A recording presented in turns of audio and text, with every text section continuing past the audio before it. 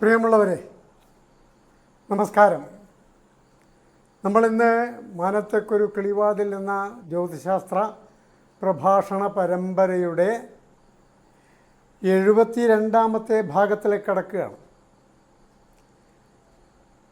അതായത് അതിൽ നമ്മൾ പറയാൻ പോകുന്നത് നക്ഷത്രഗണത്തെ പറ്റിയാണ്.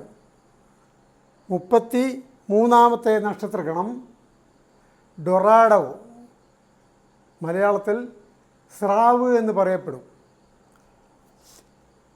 ഈ ഗണത്തെപ്പറ്റിയാണ് ഇന്നത്തെ അവതരണം.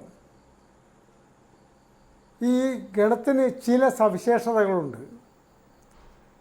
നക്ഷത്രങ്ങളൊന്നും അത്ര പ്രധാനപ്പെട്ട നക്ഷത്രങ്ങളൊന്നും ഇല്ലെങ്കിലും ഇതിൽ ധാരാളം ഡീപ്പ് സ്കൈ ഒബ്ജക്റ്റുകളുണ്ട്. അതായത് വിദൂര വസ്തുക്കൾ. ഒരു ഗണത്തിലും ഇല്ലാത്ത പോലെ ധാരാളം ഡീപ്പ് സ്കൈ ഒബ്ജക്റ്റുകൾ ഉള്ള ഒരു പ്രത്യേക ഗണമാണിത്. ദക്ഷിണ ഖഗോളത്തിലാണ് ഇത് സ്ഥിതി ചെയ്യുന്നത്. മാത്രമല്ല, നമ്മുടെ ക്ഷീരപഥത്തിൻ്റെ കൂടെയുള്ള ലോക്കൽ ഗ്രൂപ്പ് ഗാലക്സികളുണ്ടല്ലോ, ആ ലോക്കൽ ഗ്രൂപ്പിൽ വളരെ പ്രധാനപ്പെട്ട 2 ഗാലക്സികളാണ് ലാർജ് മഗല്ലനിക് ക്ലൗഡ്സും സ്മോൾ മഗല്ലനിക് ക്ലൗഡ്സും. ഇത് രണ്ടും 16ാം നൂറ്റാണ്ടിൽ ഉണ്ടായിരുന്ന ഒരു സ്പാനിഷ് സമുദ്ര സഞ്ചാരി, അദ്ദേഹത്തിൻ്റെ പേര് ഫെർഡിനാൻഡ് മഗല്ലൻ, ഒക്കെ കേട്ടിട്ടുണ്ടാവും. ആദ്യമായിട്ട് ഒരു കപ്പൽ സംഘടിപ്പിച്ച് ആ കപ്പലിൽ തൻ്റെ സഹയാത്രികരുമായി ലോകം ചുറ്റാനിറങ്ങിയ മനുഷ്യനാണ് മഗല്ലൻ. അദ്ദേഹം ഭൂഗോളത്തെ പൂർണ്ണമായും ഒരു ചുറ്റി കടലിൽ കൂടെ. അങ്ങനെ ചുറ്റിപ്പോകുന്ന വഴിക്കാണ് ദക്ഷിണ ഖഗോളത്തിലെത്തിയത്. ദക്ഷിണ ധ്രുവത്തിനടുത്ത് പോയി ദക്ഷിണ ധ്രുവത്തിൽ കാണപ്പെടുന്ന പ്രധാനപ്പെട്ട ഈ 2 മേഘപടലങ്ങളെ യഥാർത്ഥത്തിൽ അദ്ദേഹത്തിന് അറിയില്ലായിരുന്നു ഇത് മേഘപടലങ്ങളാണോ അതല്ല ക്ഷീരപഥം പോലെയുള്ള ഗാലക്സികളാണോ എന്നൊന്നും അക്കാലത്ത് അറിയില്ലായിരുന്നു.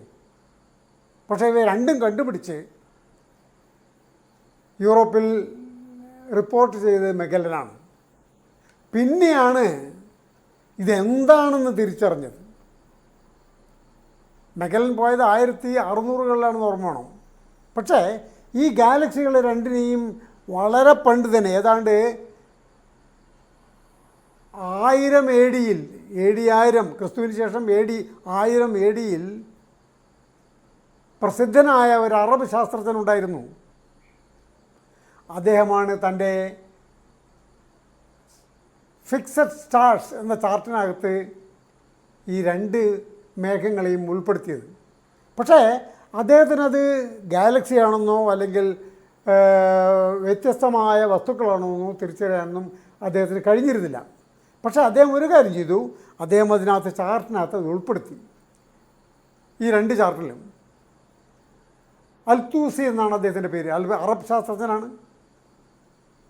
പക്ഷേ അന്ന് ഇവ 2 നക്ഷത്രങ്ങളെപ്പോലെ, അതായത് ആകാശത്തിലെ തിളങ്ങുന്ന 2 നക്ഷത്രങ്ങളെപ്പോലെ മാത്രം കരുതി തൻ്റെ ചാർട്ട് ഓഫ് ഫിക്സഡ് സ്റ്റാർസിൽ ഉൾപ്പെടുത്തിയതാണ് അൽത്തൂസി.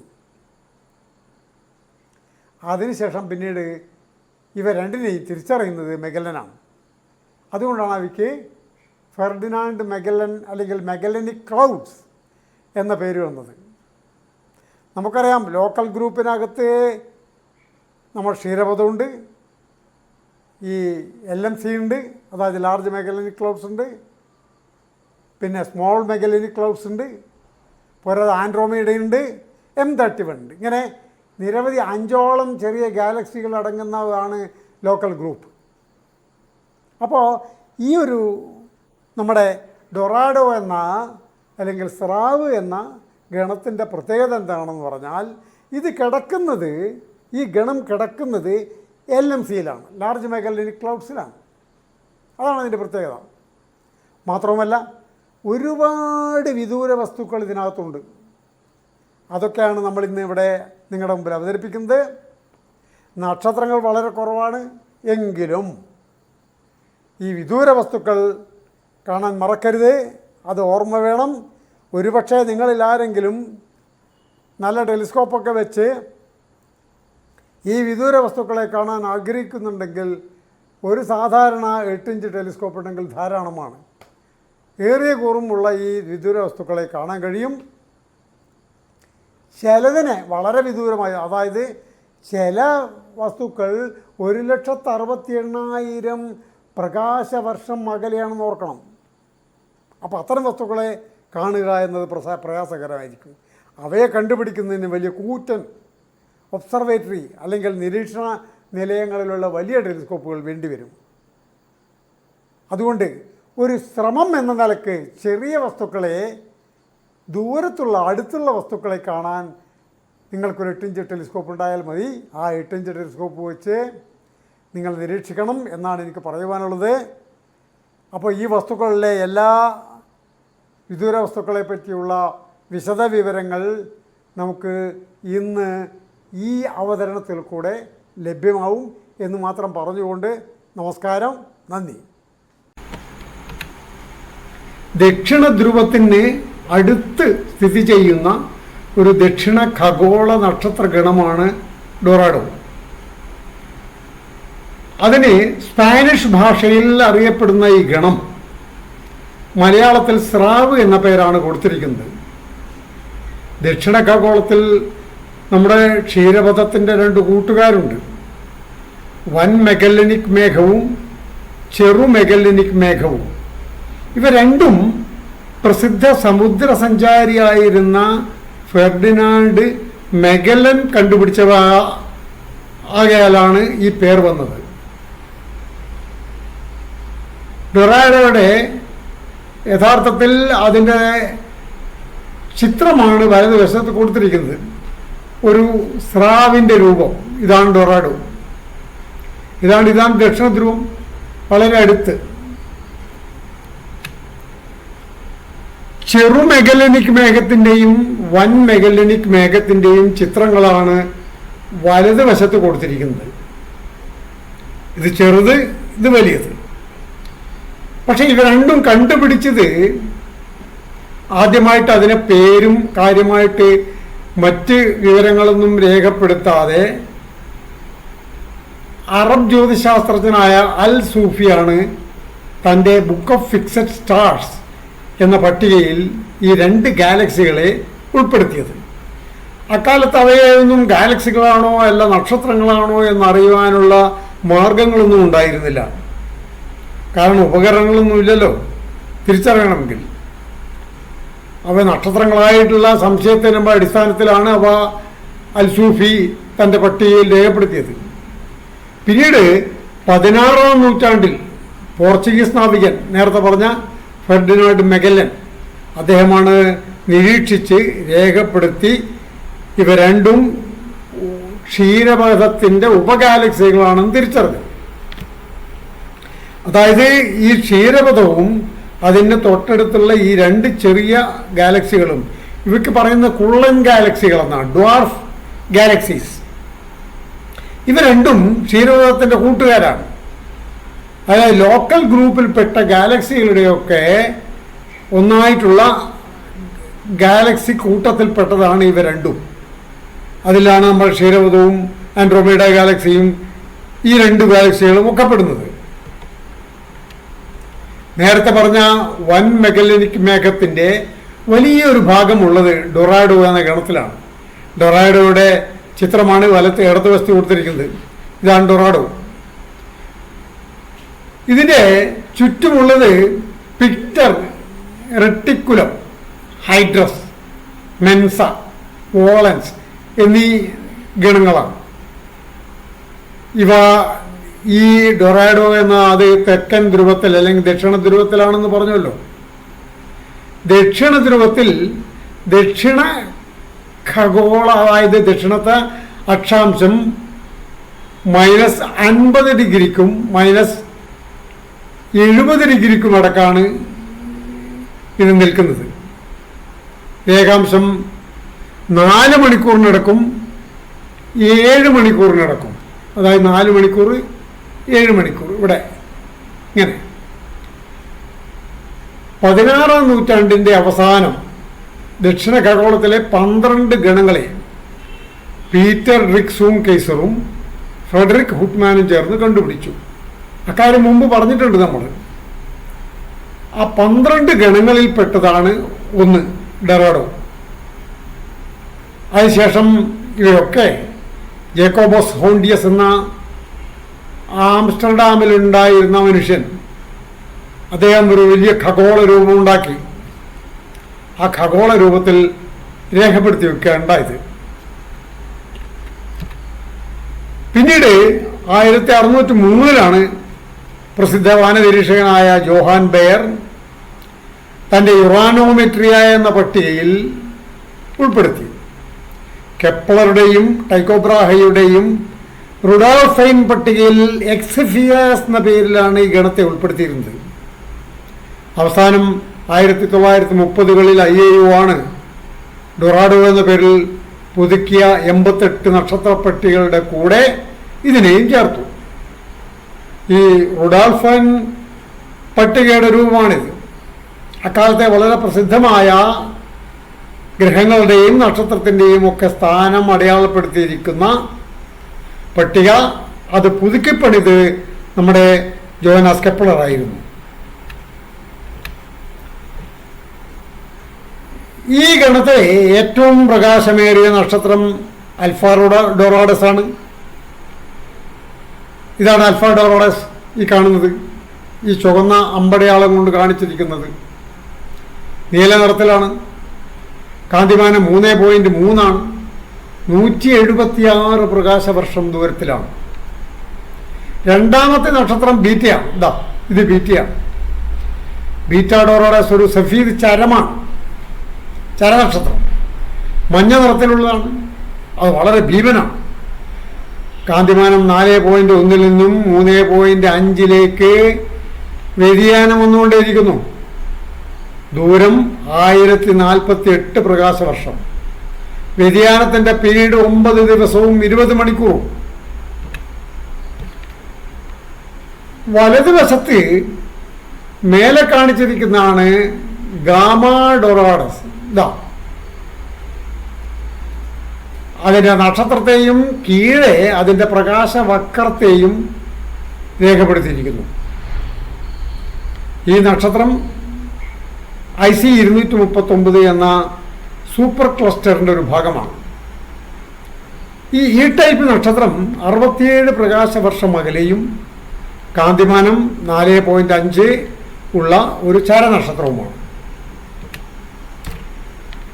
ഡൊറാഡോ ഗണത്തിലെ മറ്റ് നക്ഷത്രങ്ങൾ പറയുകയാണെങ്കിൽ സെറ്റ, ലാംബ്ര, കപ്ല, ഡെൽറ്റ, പിന്നെ R, SN, SNR തുടങ്ങിയ എല്ലാ നക്ഷത്രങ്ങളും അപ്രധാനങ്ങളാണ്. നഗ്നനേത്രങ്ങൾ കൊണ്ട് കാണാൻ കഴിഞ്ഞെന്ന് വരില്ല. അടുത്തു തന്നെയുള്ള വൻ മെഗലനിക് മേഘത്തിൽ HE 437, 54, 39 എന്ന ഒരു അതിവേഗ നക്ഷത്രവുമുണ്ട്. അതാണ് ഇതിലെ നക്ഷത്രങ്ങളുടെ കണക്ക്. കൂടാതെ 2020 ഒരു സൗരയൂഥേതര ഗ്രഹം എന്ന് വെച്ചാൽ എക്സോ പ്ലാനറ്റ്, സൗരയൂഥത്തിന് പുറത്തുള്ള നക്ഷത്രങ്ങളുടെ ചുറ്റും ഉള്ള ഗ്രഹങ്ങൾ കാണല്ലോ അങ്ങനെ പറയുന്നത്. ആ ഗ്രഹത്തിൻ്റെ പേര്, നക്ഷത്രത്തിൻ്റെ പേര് TO1700 എന്നാണ്. പക്ഷെ ആ ഗ്രഹത്തിന് TO1700D എന്നാണ് പേര് കൊടുത്തിരിക്കുന്നത്. ഈ ഒരു ഗണത്തിൻ്റെ പ്രത്യേകത എന്തെന്നാൽ ഒരുപാട് അല്ലെങ്കിൽ ധാരാളം വിദൂര വസ്തുക്കൾ അടങ്ങിയതാണ് ഈ ഗണം. അതേപ്പറ്റിയാണ് ഇനി പറയാൻ പോകുന്നത്.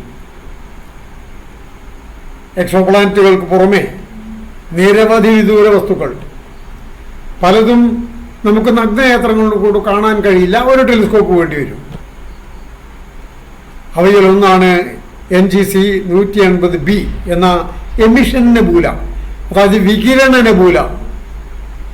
അതിൽ നിന്ന് ശക്തമായ പ്രകാശധാര പുറത്തു വന്നുകൊണ്ടേയിരിക്കുന്നു.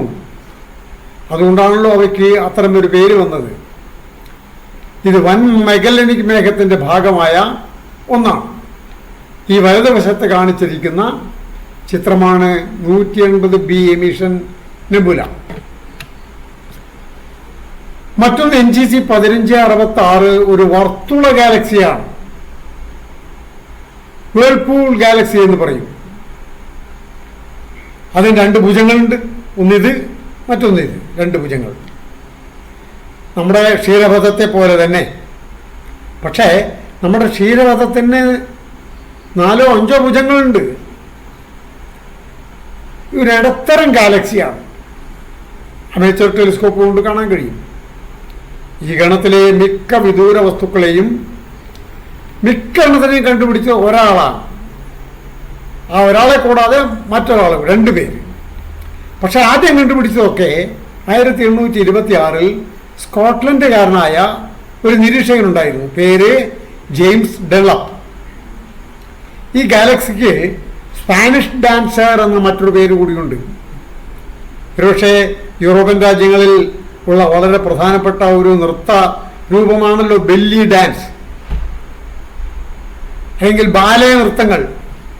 ആ ബാലേ നൃത്തത്തിൽ സ്വാഭാവികമായിട്ടും നൃത്തം ചെയ്യുന്ന നർത്തകി മധ്യത്തിൽ നിന്നുകൊണ്ട് ചുറ്റിത്തിരിയുന്ന ഒരു രൂപം, അപ്പോൾ കൈകൾ രണ്ടും വിടർത്തി ചുറ്റിത്തിരിയുമ്പോൾ ഉണ്ടാവുന്ന ഒരു രൂപമായിട്ടായതുകൊണ്ടായിരിക്കാം ഇതിന് അത്തരമൊരു പേര് കൊടുത്തത്, സ്പാനിഷ് ഡാൻസർ. 6 മെഗാപിക്കാസിക്കൽസ് ദൂരത്തുള്ള ഈ ഗാലക്സി ഏതാണ്ട് 29 കിലോ പാർസക് ദൂരത്തിലേക്ക് എക്സ്റേ വികിരണം ചെയ്യുന്നത് കൊണ്ടാണ് അതിൻ്റെ പ്രകാശവലയം വളരെയധികം ദീപ്തമാകുന്നത്. 120 പ്രകാശവർഷം ദൂരത്തുള്ള ഒരു തുറന്ന വൃന്ദമാണ് NGC 1755. വലത്തുവശത്തെ ചിത്രം വൻ മെഗല്ലനിക് മേഘത്തിൻ്റെ ഭാഗമാണ്. കാന്തിമാനം 9.9. ഇതിനെയും 1826 ജെയിംസ് ഡെൻലപ്പാണ് കണ്ടെത്തിയത്. 2.6 മിനിറ്റ് വലുപ്പമുള്ള ഈ വൃന്ദം ഒറ്റ നോട്ടത്തിൽ ഒരു ഗോളാകാര വൃന്ദത്തെ പോലെ ഇരിക്കും. BC 980 എന്നുകൂടി അറിയപ്പെടുന്ന ഒരു നക്ഷത്ര വൃന്ദമാണ് 1761. LMC പ്രദേശത്ത് തന്നെയാണ്. 50-നടുത്ത് അതിതീവ്ര നക്ഷത്രങ്ങളുടെ ഒരു കൂട്ടമാണിത്. അതിതീവ്ര നക്ഷത്രങ്ങൾ എന്ന് പറയാൻ കാരണം എല്ലാം യുവനക്ഷത്രങ്ങളാണ്. വളരെ ഉയർന്ന താപനിലയുള്ളവയാണല്ലോ യുവനക്ഷത്രങ്ങൾ. ഈ നക്ഷത്രങ്ങളെ പ്രപഞ്ചസീമക്കകത്ത് ഏറ്റവും വലിയ നക്ഷത്രങ്ങളായി കണക്കാക്കപ്പെടുന്നു. ശക്തമായ അൾട്രാവയലറ്റ് റേഡിയേഷൻ അതുകൊണ്ടാണ് നീല നിറത്തിൽ കാണപ്പെടുന്നത്. വളരെ ഉയർന്ന താപനില പുറപ്പെടുവിക്കുന്ന ഇവ റോസറ്റ നെബൂലെ പോലെ തോന്നിക്കും കണ്ടാൽ. ജെയിംസ് ഡെൻലപ്പ് തൻ്റെ 23 ഇഞ്ച് ടെലിസ്കോപ്പ് കൊണ്ടാണ് 1826 ഇതിനെ കണ്ടുപിടിച്ചത്. 1820 എന്ന മറ്റൊരു തുറന്ന വൃന്ദമാണ് ഈ കാണിക്കുന്നത് ഇടതുവശത്ത്. അതിൽ 3 പറയുന്ന വൃന്ദങ്ങളുണ്ട്. ഒന്ന് 1820, മറ്റൊന്ന് 1816, വേറൊന്ന് 1814. ആ വൃന്ദങ്ങൾ ഇവിടെ കാണിച്ചിരിക്കുന്നു. ഇത് 1820, ഇത് 1816, 1814. ഇതും വൻ മെഗല്ലനിക് മേഘത്ത് തന്നെയാണ്. ജോൺ ഹെർഷലാണ് ഇതിനെ കണ്ടുപിടിച്ചത്. 1837 ഇതിനെ കണ്ടുപിടിച്ചു. ഇതിൻ്റെ കാന്തിമാനം 9 ആണ്. 1850 ഒരു ഇരട്ട വൃന്ദവും ഒരു അതിഭീമൻ വൃന്ദവും കാണാം. 2 വൃന്ദങ്ങൾ, രണ്ടും തുറന്ന വൃന്ദങ്ങൾ. അസാധാരണമായ വൃന്ദത്തെ ജെയിംസ് ഡെൻലപ്പ് 1826 കണ്ടെത്തിയത്. ക്ഷീരപഥത്തിലെ വെസ്റ്റർലുണ്ട് നെബൂല പോലെ ഇതിൽ ധാരാളം യുവനക്ഷത്രങ്ങളാണ്. വെള്ള നിറത്തിലുള്ള യുവനക്ഷത്രങ്ങൾ. ഒന്നല്ല, ഇത് വലിയ വൃന്ദമാണ്. രണ്ടാമത്തെ ഇവിടെയുണ്ട്, ചെറുത്. പ്രധാന വൃന്ദം 50 ലക്ഷം പ്രകാശവർഷം വലുതാണ്. രണ്ടാമത്തേത് 4.3 പ്രകാശവർഷം വലുത്. രണ്ട് വൃന്ദങ്ങളും തമ്മിൽ കാണുമ്പോൾ പ്രതിപ്രവർത്തനം നടത്തുന്നുണ്ടോ എന്ന് തോന്നും വിധമാണ് നിൽക്കുന്നത്. വലിയത് ക്രമമില്ലാതെ വളരെ വിദൂരമായ ആകാശത്തിൽ ചിതറിക്കിടക്കുകയാണ്. അതിന് വാൽ പോലുള്ള ഒരു ഭാഗം കൂടിയുണ്ട്, വടക്ക് പടിഞ്ഞാറായി കാണുന്നുണ്ട്. NGC 1854, അതിന് മറ്റൊരു പേര് കൂടിയുണ്ട്, 1855. ഇതും ഒരു ഗോളീയ വൃന്ദമാണ്. മെഗലനിക് വേഗത്തിൽ തന്നെയാണ്. ഇതിനടുത്ത് തന്നെയാണ് തെക്ക് ഭാഗത്തായിട്ട് NGC 1858 കാണാം. ജെയിംസ് ഡൺലപ്പാണ് കണ്ടുപിടിച്ചത് 1726. ഇതിൽ വൃദ്ധനക്ഷത്രങ്ങളുണ്ട്, യുവനക്ഷത്രങ്ങളുമുണ്ട്.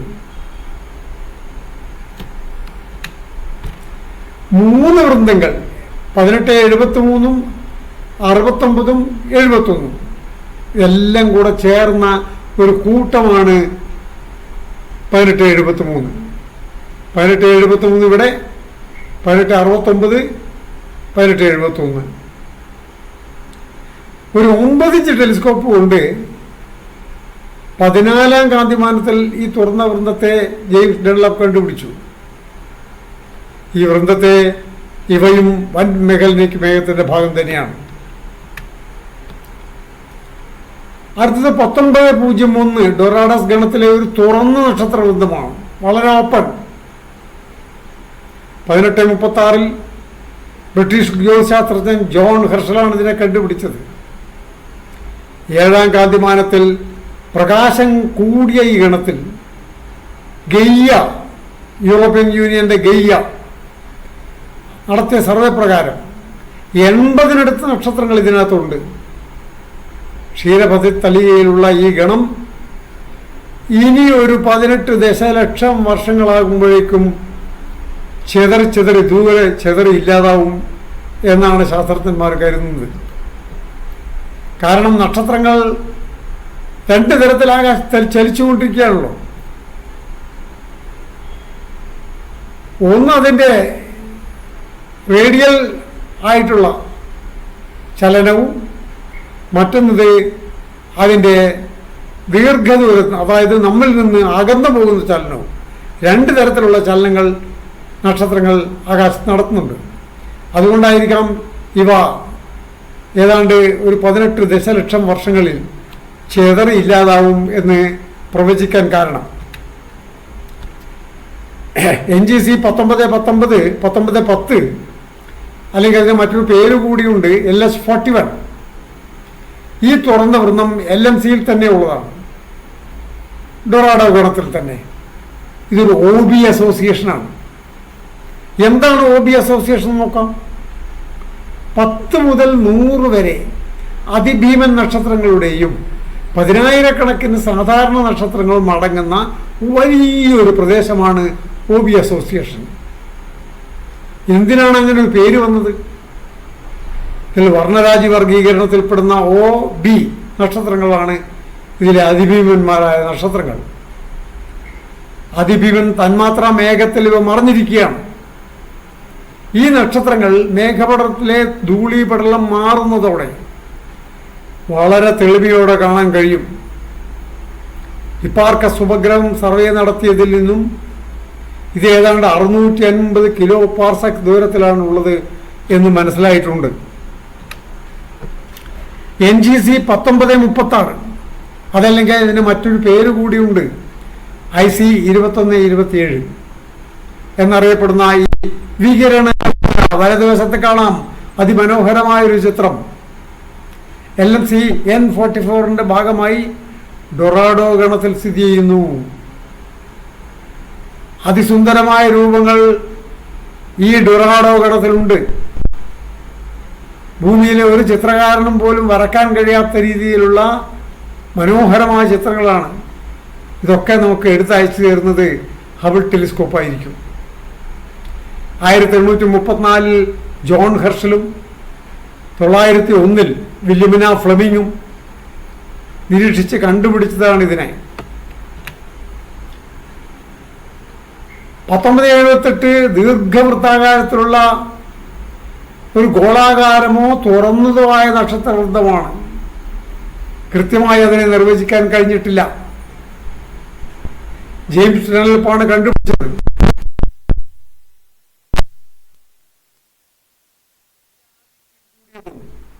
തെക്ക് കിഴക്കൻ ഭാഗത്ത് ആധിക്യം കുറഞ്ഞതുമായ നക്ഷത്രങ്ങളാണ്. ഓക്സിജനും കാർബണും നിറഞ്ഞതുമായ ആന്തോളനം, അതായത് ഓസിലേറ്റിംഗ് ചെയ്യുന്ന നക്ഷത്രങ്ങളാണ് ഇവയിലധികവും. NGC 2002 ഡൊറാഡോ ഗണത്തിലെ ഒരു തുറന്ന നക്ഷത്രവൃന്ദമാണ്. മനോഹരമായ മുത്തും പവിഴങ്ങളും ഒത്തുചേർന്നിരിക്കുന്ന ഒരു ആഭരണപ്പെട്ടി പോലെ. ജെയിംസ് ഡൺലപ്പ് തന്നെയാണ് കണ്ടെത്തിയത്. ഇതിൽ 6 അതിഭീമൻ വൃദ്ധനക്ഷത്രങ്ങളടങ്ങിയ ഈ വൃന്ദം 2 ആർക്ക് മിനിറ്റ് സ്ഥലത്താണ് ചുരുങ്ങി കിടക്കുന്നത്. 5 നക്ഷത്രങ്ങളും 18 ദശലക്ഷം വർഷങ്ങൾ പ്രായം ചെന്നവയും മുഖ്യശ്രേണിയിൽ നിന്ന് പുറത്തേക്ക് കിടക്കുന്ന നക്ഷത്രങ്ങളുമാണിവ. അത്തരം നക്ഷത്രങ്ങൾക്ക് പറയുന്നത് main sequence turn of stars എന്നാണ്. അപ്പോൾ ഈ ചുവന്ന നക്ഷത്രങ്ങളെല്ലാം തന്നെ യഥാർത്ഥത്തിൽ ഇവയെ ഒരു HR ഡയഗ്രാമിൽ കാണുകയാണെങ്കിൽ ആ HR ഡയഗ്രാമിലെ മുഖ്യശ്രേണി നക്ഷത്രങ്ങളിൽ നിന്നും ഇവ ദൂരേക്ക് പോയിക്കൊണ്ടിരിക്കുന്നതായി കാണാം. വൻ മെഗലനിക് മേഘത്തിൽ ഡൊറാഡോ ഗണത്തിൽ ഒരു തുറന്ന നക്ഷത്രവൃന്ദത്തെ ചുറ്റി നിൽക്കുന്ന ചുവന്ന ഒരു വികിരണ നെബൂലയുടെ ചിത്രമാണിത്. ഏതാണ്ട് 1,63,000 പ്രകാശവർഷം അകലെയുള്ള ഇതിനെ കണ്ടെത്തിയത് ജെയിംസ് ഡൺലപ്പ് തന്നെയാണ്. തൊട്ട് ഇടതുവശത്ത് താഴെ കാണുന്നത് NGC 2020 എന്ന കോസ്മിക് റീഫാണ്. എന്താണ് ഈ കോസ്മിക് റീഫ്? സമുദ്രത്തിനടിയിൽ റീഫുകൾ കാണാറുണ്ടല്ലേ? സമുദ്രത്തിനടിയിൽ മനോഹരമായ തെളിഞ്ഞ വെള്ളത്തിനകത്ത് പവിഴപ്പുറ്റുകളെ നമ്മൾ പലപ്പോഴും കണ്ടിട്ടുണ്ടാകാം.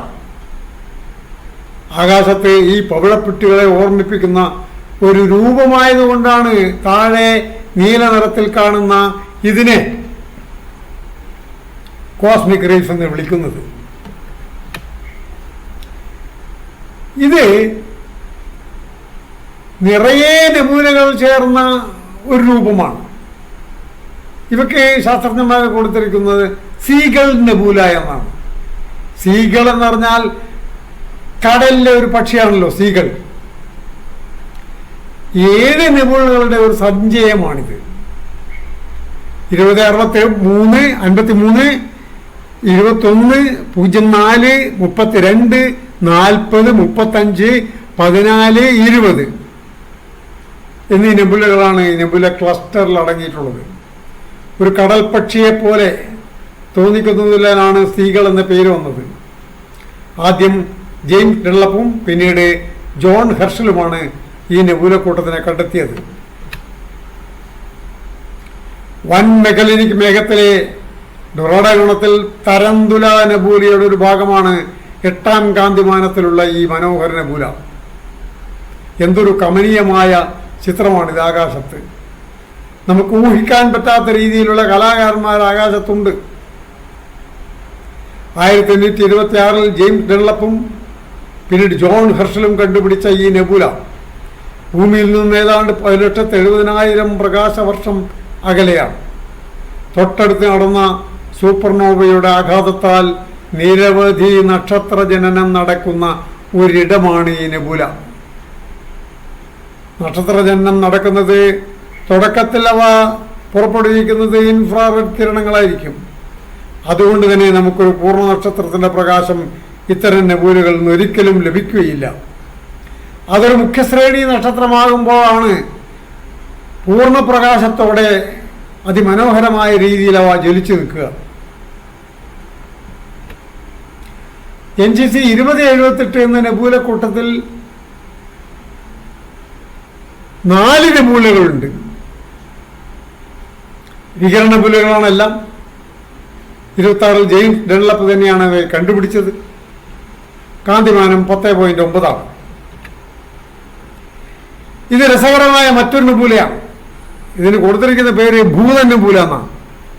ഭൂതം, കോസ്റ്റ്. അത് കണ്ടാൽ തന്നെ ഏതായാലും ഭൂതത്തിന്റെ രൂപം കാണാം. 2 വെളുത്ത കണ്ണുകൾ. A1 A2 എന്ന പേര് ഇട്ടിരിക്കുന്നു അവയ്ക്ക് രണ്ടും. 1934 ജോൺ ഹെർഷലാണ് കണ്ടുപിടിച്ചത്. ഇതിന്റെ പടിഞ്ഞാറ് വശത്തും കിഴക്ക് വശത്തുമായി ഭൂതത്തിന്റെ കണ്ണുകൾ പോലെ തോന്നിക്കുന്ന 2 വെളുത്ത പൊട്ടുകൾ കാണാം. A1ഉം A2യും. ഇവ രണ്ടും നക്ഷത്ര ജനനം നടക്കുന്ന ഇടങ്ങളാണ്. ഭൂമിയിൽ നിന്നും ഏതാണ്ട് 1,68,000 പ്രകാശവർഷം അകലെ ദൂരത്തുള്ള ഇത് 50 പ്രകാശവർഷം വലുപ്പമുണ്ട്. ഇതിന് 30 ഡൊറാഡസ് എന്ന നക്ഷത്രത്തിന്റെ അടുത്തുള്ള തരന്തുല നെബൂല, അതാണ് ഈ വീഡിയോയിൽ കാണുന്നത്. അതിന് പറയുന്നത് 8 കാലി നെബൂല എന്നാണ്. തരന്തുല എന്ന് പറഞ്ഞാൽ ഒരു ഭീകരൻ 8 കാലിയാണ്. ജെയിംസ് വെബ് ടെലിസ്കോപ്പ് എടുത്ത ഈ വീഡിയോ ആണ് വലതുവശത്ത് കണ്ടുകൊണ്ടിരിക്കുന്നത്.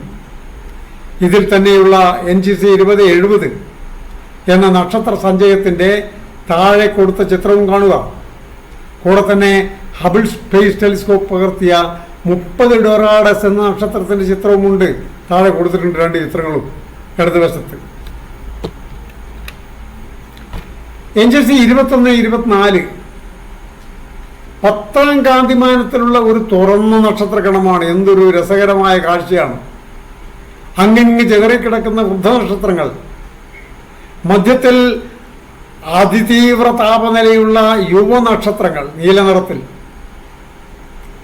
ഇതിന്റെ വിസ്തീർണം 2.5 ആർക്ക് മിനിറ്റാണ്.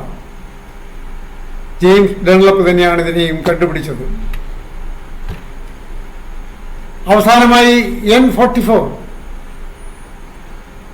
ഡെറാഡോ ഗണത്തിലും വൻ മേഘപടലത്തിലും പെടുന്ന ഒരു സൂപ്പർ ബബിളാണിത്. സൂപ്പർ ബബിൾ എന്താണെന്ന് നമ്മൾ മുമ്പേ പറഞ്ഞിട്ടുണ്ട്.